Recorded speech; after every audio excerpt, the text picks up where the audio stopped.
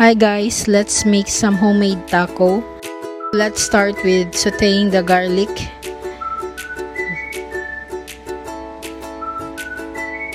Then add some onion. And we will be using pork giniling for this recipe. Make sure lang nalutuan ninyo daan og tarong ang karne. And add some water and wait until mag-reduce na ang water. Tapos saka mo magbutang og soy sauce.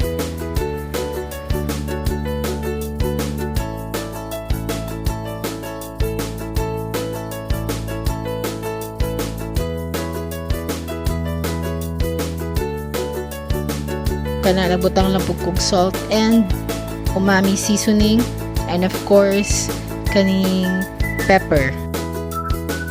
Ganahan ko aning kanang ako lang gud magdugmok sa kanang pepper kay sure ko nga pepper gyud siya. And of course butang ta og taco mixture. Mao ni siya ang maghatag og katong legit na taco smell and taste. I-mix lang yun na ninyog tarong. And after na pwede na haonon. Tapos magluto ta og kaning taco wrap diri Butang lang tong meat na naluto na. And then of course cheese. Wala ko pang shred sa iya. So yeah, naka cubes.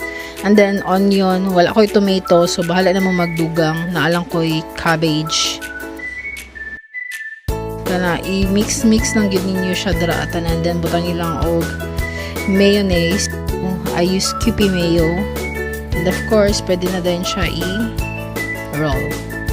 Roll ba tawag na? Anyways, muna na siya. Basta muna siya nang og taco and lasa siyang taco. Bahala na mo mag-improvise sa inyong mga mixtures dara. Basta kay muna na siya akong dinner. And so far, lamig mapod siya. Kato lang. Bye-bye.